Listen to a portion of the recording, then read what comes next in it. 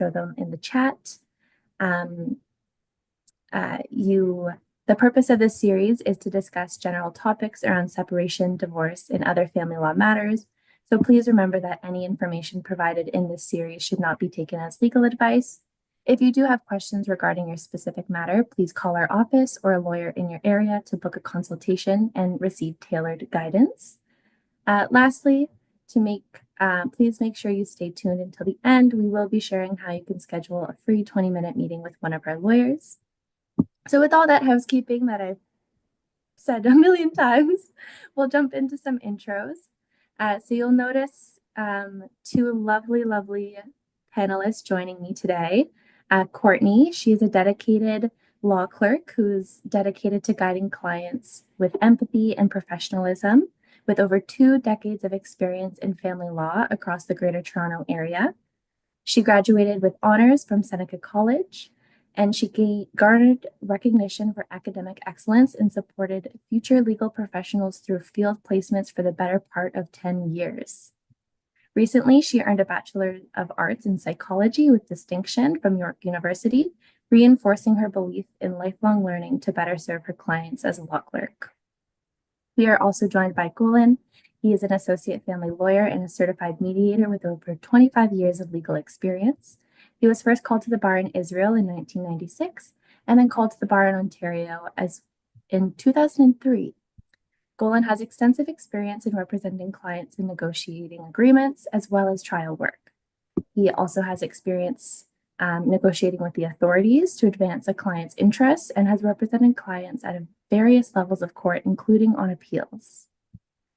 And for those of you who do not know me, my name is Stephanie. I've been immersed in family law for over 6 years now, advocating for clients both inside and outside of the courtroom.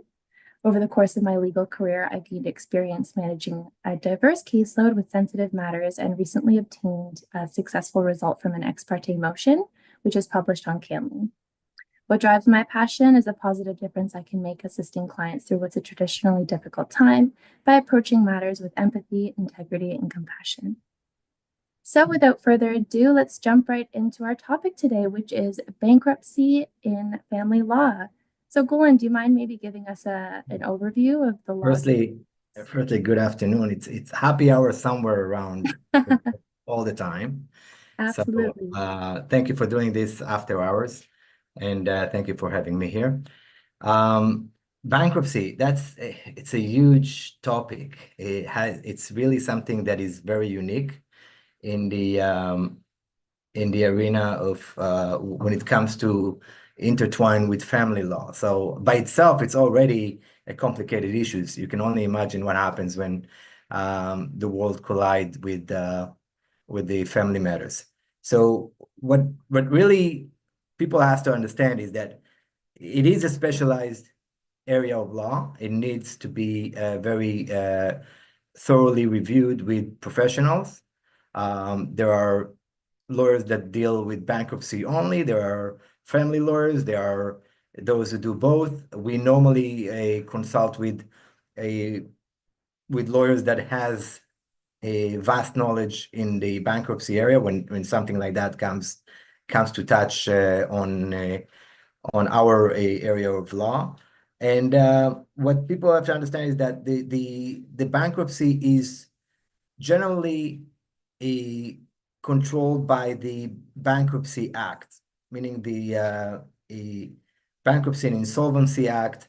That's the rules that apply for persons who either being assigned into bankruptcy or voluntarily assign themselves into bankruptcy.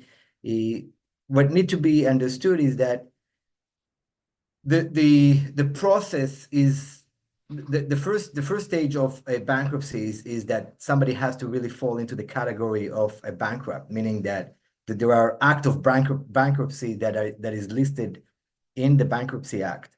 The most common one that's being used is that a person is not paying his debts on a regular basis, that is always falling and is always in default.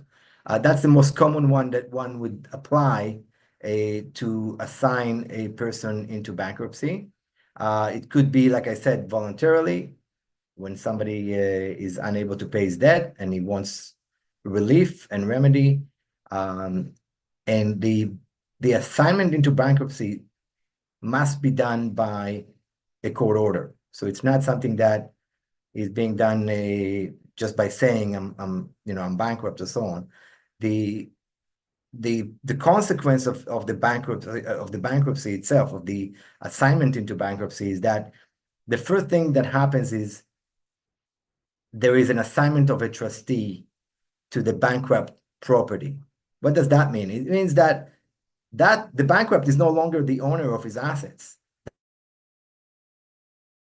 That is the main issue here, that you are basically relinquish your ownership now to a trustee who is going to be looking or gathering all of your assets to the benefit of the creditors, those that you owe money to.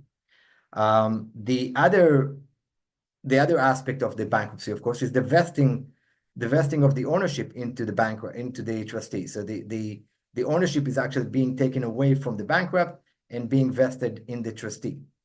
And the third one is that, and this is what normally those who seeking bankruptcy are seeking, that stay of proceedings. That means that in the background, there's likely some actions that are already in play for enforcement of debts. It could be anywhere from private loans to credit cards, to anything that one may owe, and there is a provable debt, and that has been already filed. It's already in the court system. It's already running. So the idea of the bankruptcy proceeding is to stay the proceedings. There is an automatic stay, and it's very broad. That means everything stops. All these legal enforcements stop from running. And this is where the issue of family law may come into play, because you may be in proceeding, or you may thinking of starting a proceeding, and you have to take that into account. And that's the reason that the effect of the bankruptcy on the family law aspects of your case is very significant in terms of the timing, and in terms of the consequence of what happens to, for example, division of assets, the major topics that we normally deal with, support issues, and the major thing is things like pensions and equalization of the assets. We refer to as one of the main topic when we deal with family separation or divorce. So this is just a very kind of generic overview of the bankruptcy, but the bankruptcy itself goes normally to the commercial court. This is where the court actually make the assignment in bankruptcy.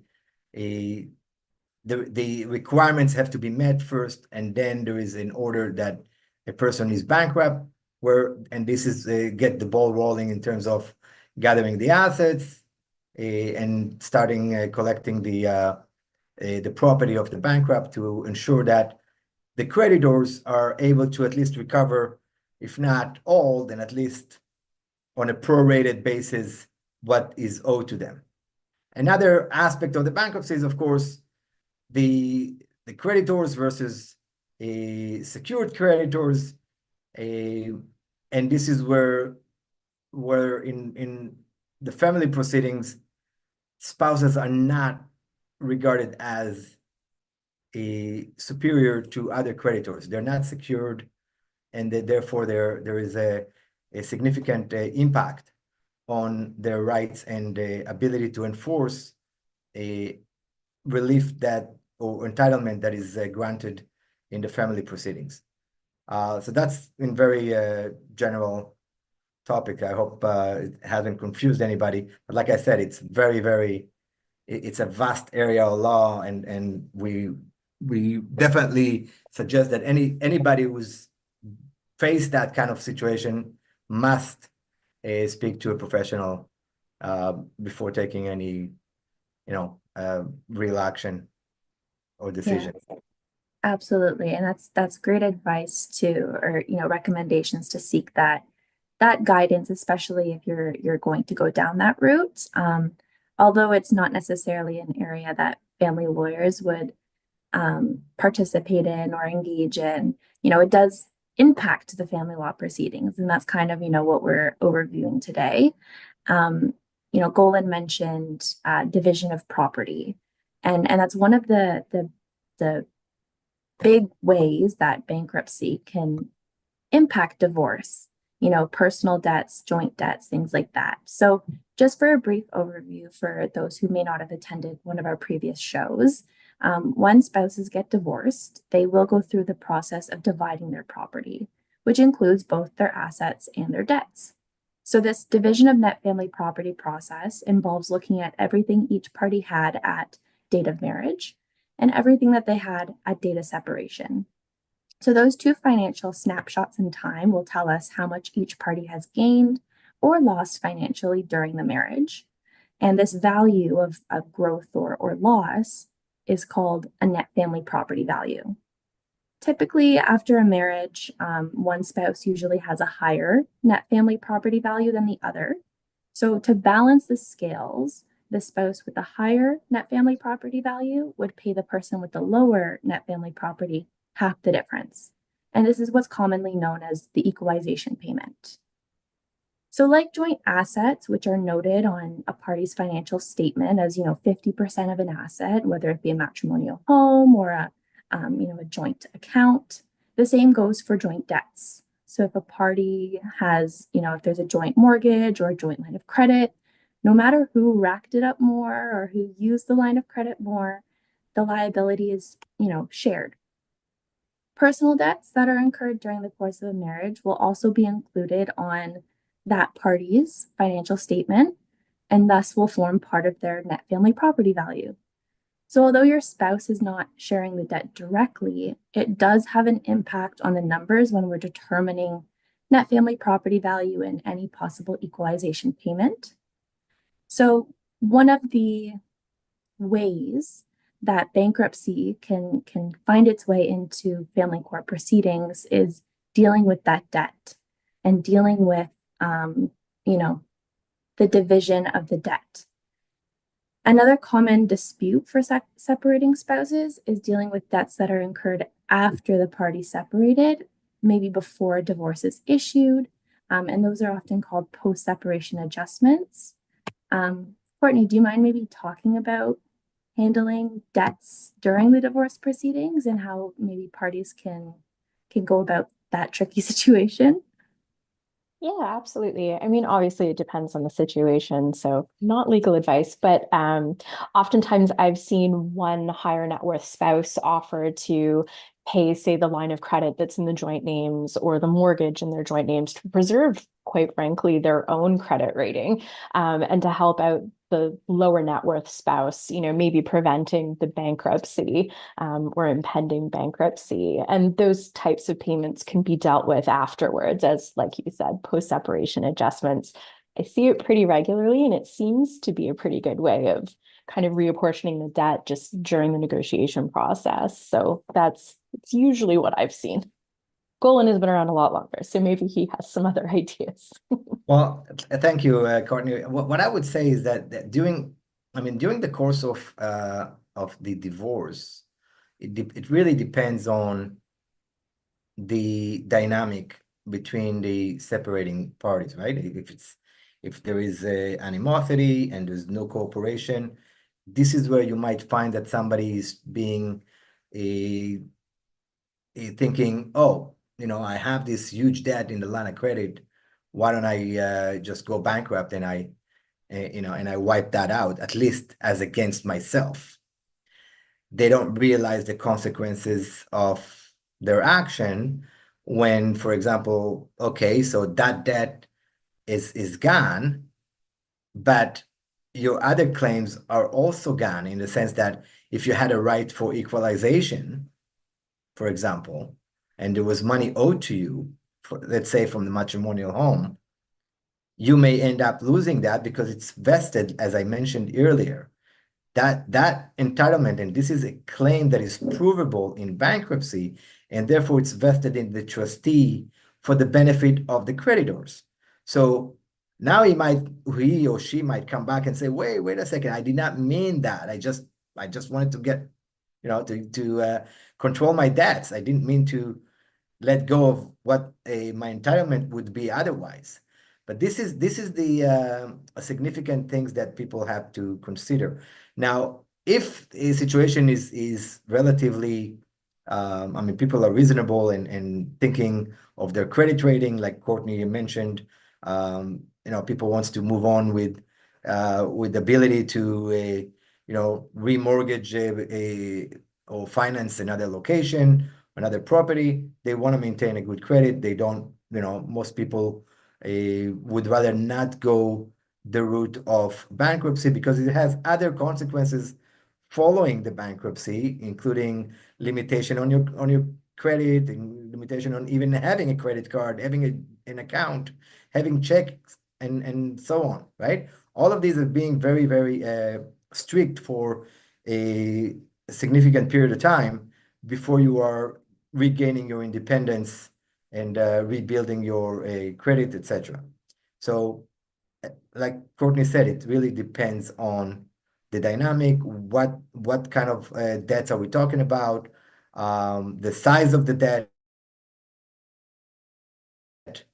Sometimes you have to realize whether their assets are there going to cover the debt eventually. Sometimes we need to negotiate with the credit card companies, with the bank regarding the mortgage, sometimes advising them of the proceedings and that it's going to be covered, but right now the cash flow is tough. So we have some issues here, and we may negotiate that with the bank or with the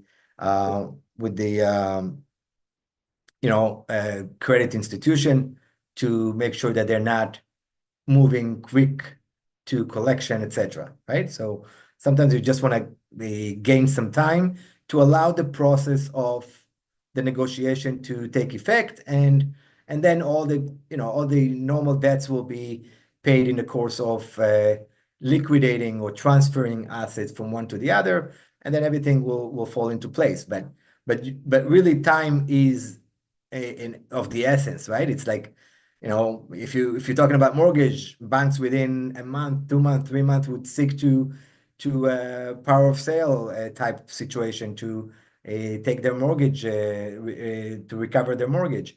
But it doesn't mean that there is no room for a negotiating relief, even with the banks or institutions, and as long as there's something concrete to show, we're going to make the efforts to make the payments, or even just going with the minimum payments in the meantime until things are resolved.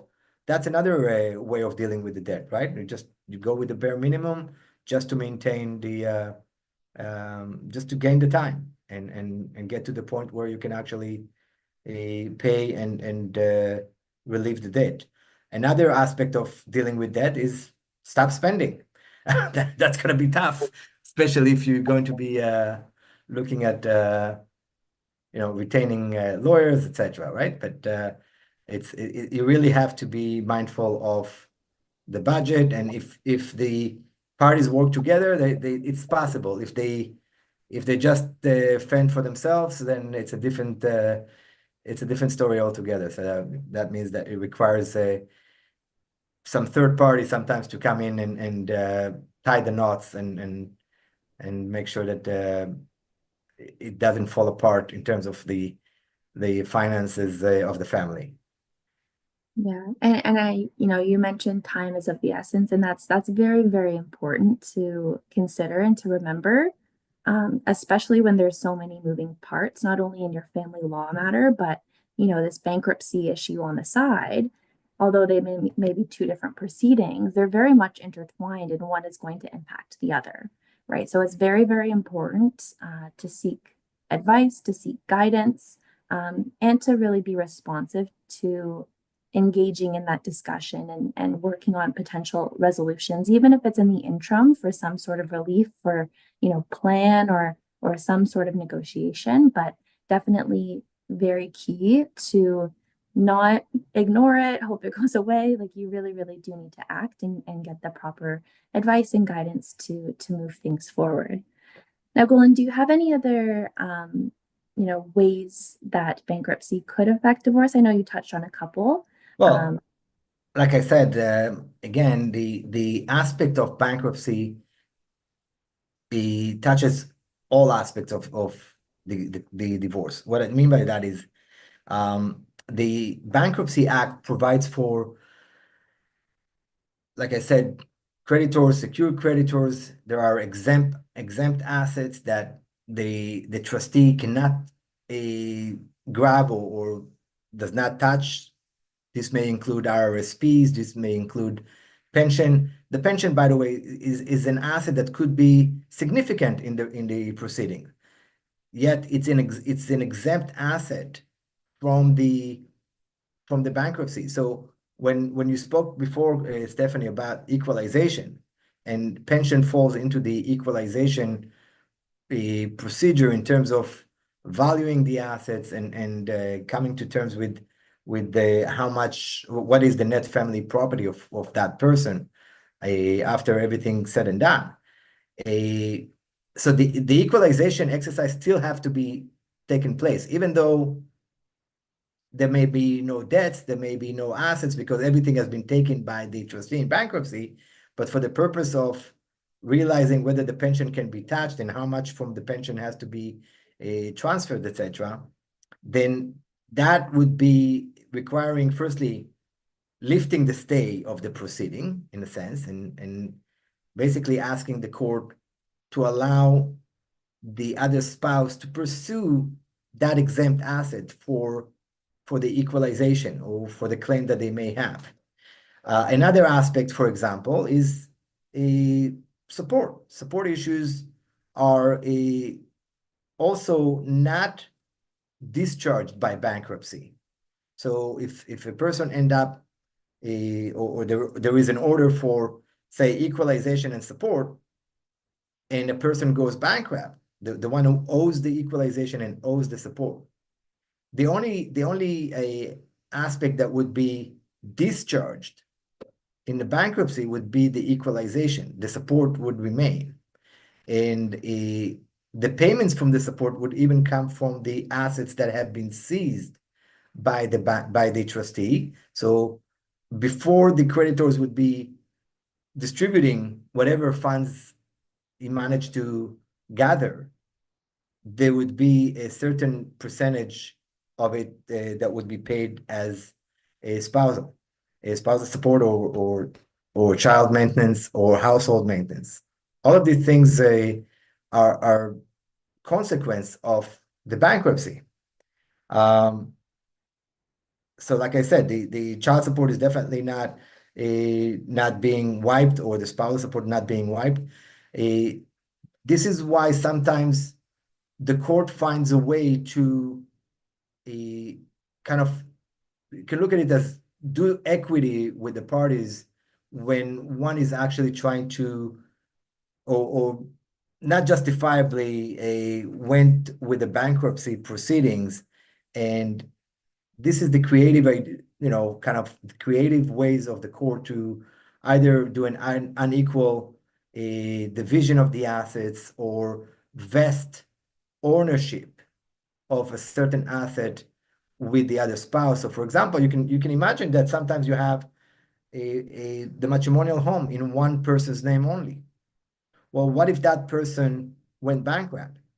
That means for the trustee in bankruptcy, he grabs the matrimonial home right away. That's the major asset that he would like to realize and pay off the debts.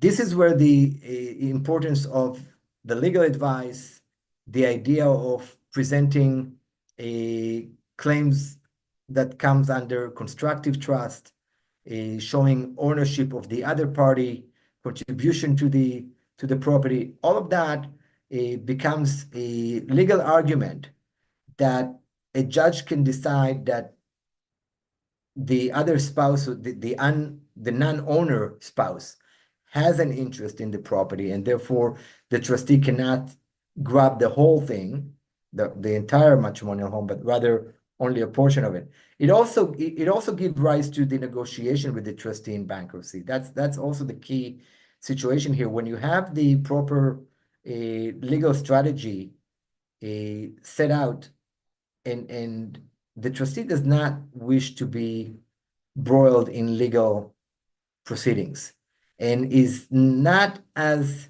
emotionally charged as the other parties that are involved in the family proceedings. So it's really more of a business-like arrangements that if the trustees is convinced that there is a merits to the claim for constructive trust or the idea that the non-owner party has a valid claim to the property, that would be a basis for negotiating a relief right there with the trustee in bankruptcy, such that the part of the property would not be seized or taken for debt recovery.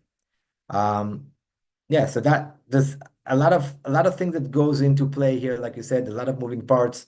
Because we have already not only the parties, the judge, the lawyers for the parties. Now you have trustee in bankruptcy. You have creditors that could be 1 or 10 or 20, whatever. It could be endless, and all of them everybody's interested in a piece of the pie. And obviously, they depending on the size of the debts. This is where, the pressures, all sort of pressure that comes in from different direction, with those that wants to see some of the debts paid back, some that are given up because their debt is not significant, others that just want to move on, etc., etc. So all of these parties have a stake in the game, and everybody wants to be somehow compensated, including the trustee in bankruptcy, including the receiver, including the lawyers, right? Everybody wants to be paid for the work that's being done. And that's the reason that it's very important to really have a solid strategy in place. Whether you are the one who feel that you are choking under the debt load is too much and you're looking for some relief, or whether you are the party who is supposed to be getting a significant equalization or a division of the property to your favor, when that situation could even raise a flag. Maybe the other person has already mentioned, that's what I'm going to do, right? Because of resentment, because of some sort of a manipulation of what's going to happen in the end. But so it depends on which side you're on in terms of the lawyers, right? And what is the strategy that would be employed for that individuals to achieve their ultimate goal. And obviously, we would be seeking to have some fairness and reasonable approach in either way. Yeah, absolutely. And whenever I think of family court proceedings, or maybe anyone thinks of family court proceedings, you might think of, party A versus party B, like a tug of war. But when bankruptcy is involved and there's all these other players that come in, that's when I think of, have you ever been to the beach and there's food and there's so many seagulls just flying around, all trying to get your fries or your pizza? Like it's so much more going on at once, and it can be very, very overwhelming with different things happening and different timelines and considerations. So absolutely, Golan, you hit it right on the head. Like, definitely obtain advice, guidance, discuss strategy with counsel that's representing you, so that you understand what's going on, what your rights are, your obligations are, to make sure you take that path moving forward. Courtney, do you maybe want to share some other considerations that come to play when a spouse declares bankruptcy? Yeah, absolutely. I think a lot of things lawyers and parties alike overlook are cost orders. Cost orders, depending on how they're crafted, are also debts that are expunged at the end of the bankruptcy. There's some special treatment that cost orders that are for the pursuit of support. They get some special treatment to the Bankruptcy and Insolvency Act. So it's important for lawyers to apportion costs orders early. You can argue after the fact in bankruptcy court, but it's a lot more complicated to do so and a lot more expensive for the client. And a spouse with a claim against an exempt asset, such as a pension, they can apply to the bankruptcy court to lift the stay to actually pursue that asset. But it has to be done prior to the discharge. And generally speaking, obviously there's exceptions to every rule, but there's an automatic discharge after 9 months for your first bankruptcy. So there's a very short window of time to apply to the bankruptcy court to lift the stay to pursue all of these different claims. So as we've been harping since the moment we started, please get advice early and often. There's also some cases where let's assume you already have a sizable cost order and it's been apportioned appropriately and you're trying to pursue payment. There have been occasions where a motion to lift the stay to enforce a significant cost order has actually been granted. There's a case I came across many moons ago where the judge made a finding that the father would be materially prejudiced if the operation of the stay wasn't lifted. He had received a $200,000 cost award in the context of a child support proceeding with appeals to the appeal courts and that sort of thing. So the motion court in the bankruptcy proceeding actually found that he should be able to pursue that. And the bankruptcy was obviously commenced after the cost award was made. So it's a little bit different than the context of, during the divorce proceedings. But I think that's something that a lot of people forget, that cost awards are a thing and they're technically a provable claim in bankruptcy if they haven't already been made. So, unfortunately, they don't generally tend to get a lot of priority over the other claims, but on occasion they do when they're apportioned correctly. So apportionment, yay. But just to add to that, it's not just the apportionment, it's really the association of the cost with the pursuit of support claims. That is the key, because it's the same thing that, how we have the Family Responsibility Office enforcing support claims. They are also authorized to pursue claims for costs, but they have to be associated with the support. Similarly, with respect to cost awards that are subject to bankruptcy, and Courtney mentioned correctly, there was a case, I think the case that she was referring to is Fiorito and Wiggins, where the father was entitled to a significant cost and he was being prejudiced if the stay was not lifted to allow him to pursue that. So, but that could have been avoided if the wording of the cost would have been done properly in the first place, meaning that it has to be categorized in a way that it is related directly to the claim for support. Yes, that's just a comment on the side. There's many comments. It's just a never ending. It's a very, very vast area. Yeah, absolutely. And that's why, there's so many intricacies and every situation is different. Timelines are going to be different depending on the matter. Even just the fact that child support and support was an issue in that case, whereas if there were no children or there were no support obligations, it would have vastly changed the outcome there. If we flip back sort of to, maybe preventative measures or ways to protect assets during divorce and bankruptcy, Golan, do you have any tips or things that you've seen happen? Well, this is kind of tricky because the question is, who are you representing, right? And that's why, to give advice to one party now would be defeating the other party and vice versa. There are measures that can be taken, whether it's by non-depletion orders vesting order that I mentioned earlier. Vesting order is significant. This is the Family Law Act in Section 9 of the Family Law Act actually provides for that, gives the court the power to vest a ownership. And that is probably the key situation where one can, establish on major assets that may be depleted or may be subject to bankruptcy, that you want to have some control over, that they're not going to be dissipating or subject to trustee in bankruptcy if the situation does deteriorate to that to that kind of situation. But again, it depends on which side of the fence you are.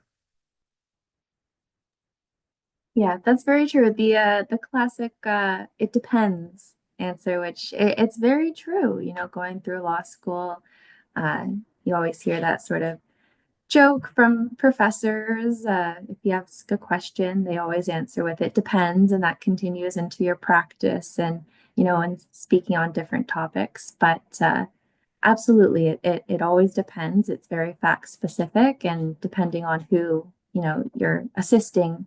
Um, but ultimately, we talked about different strategies, protecting assets, navigating bankruptcy and family law. And ultimately, the role of the family law courts is going to be aiding in that navigation.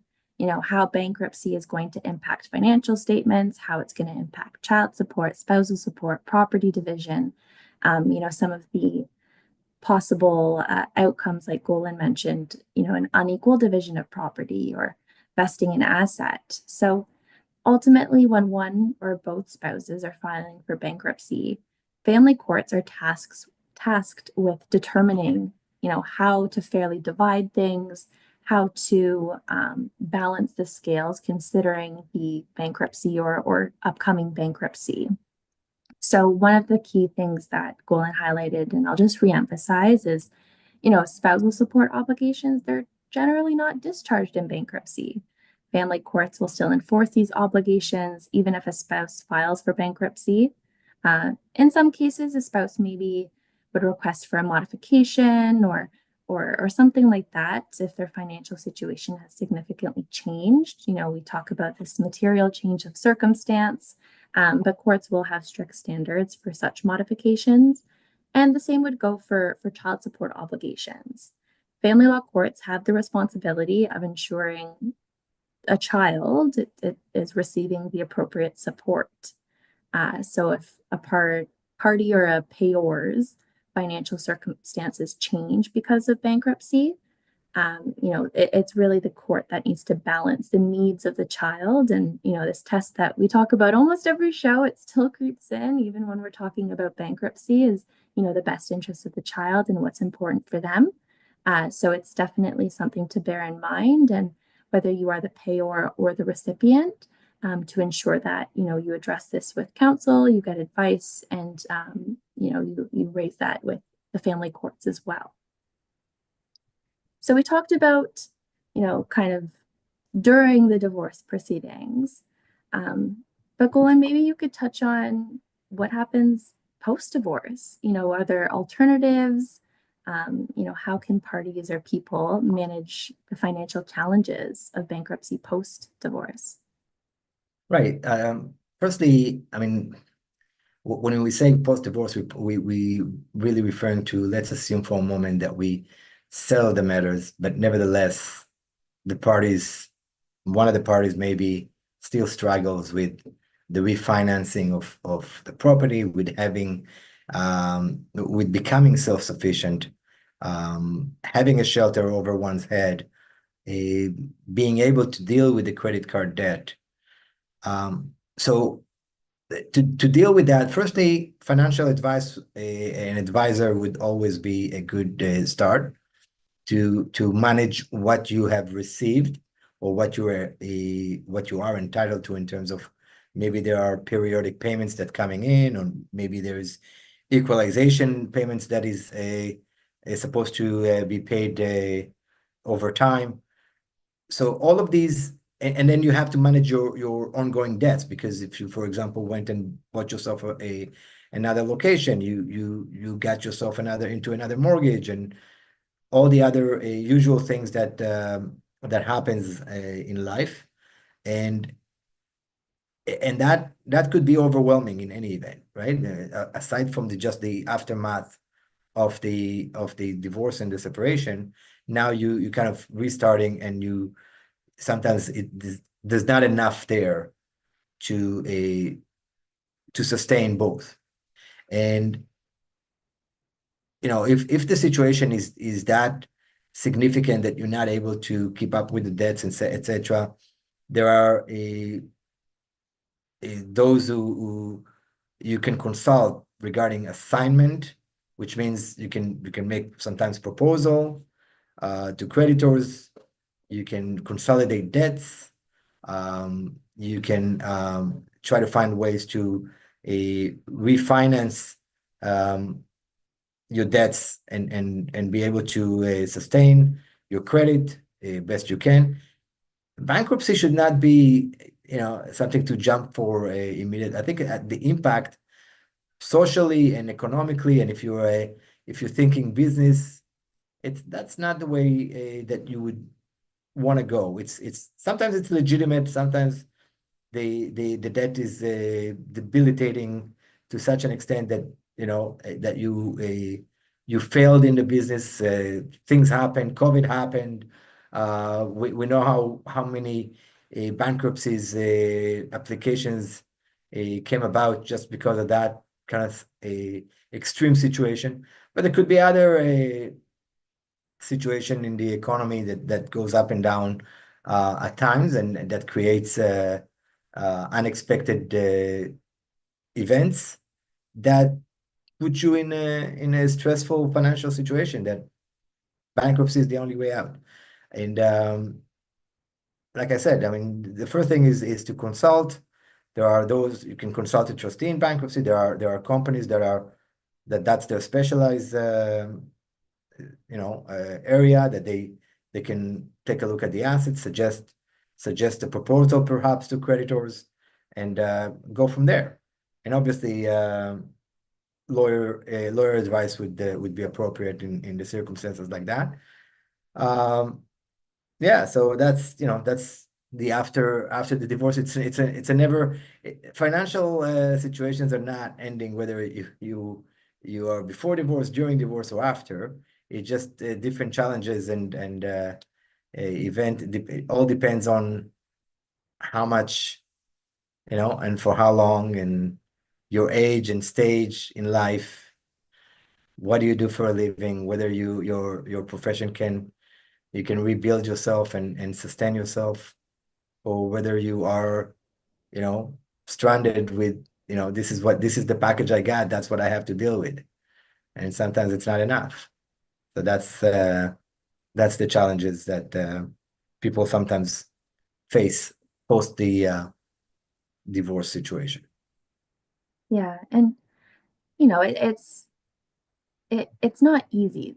Litigation or law in general is not easy, and there's a lot of pressure and stress that comes with it. So in addition to seeking guidance and assistance professionally, whether it's through family lawyer, bankruptcy lawyer, also lean on support systems. I'm sure friends, family, whoever you can. The emotional toll that comes with all these issues, everything that we really talk about in this series. I am going to share a few more videos in our chat for our audience members. So these are some more videos and sessions that our firm has done on bankruptcy. So please take a look.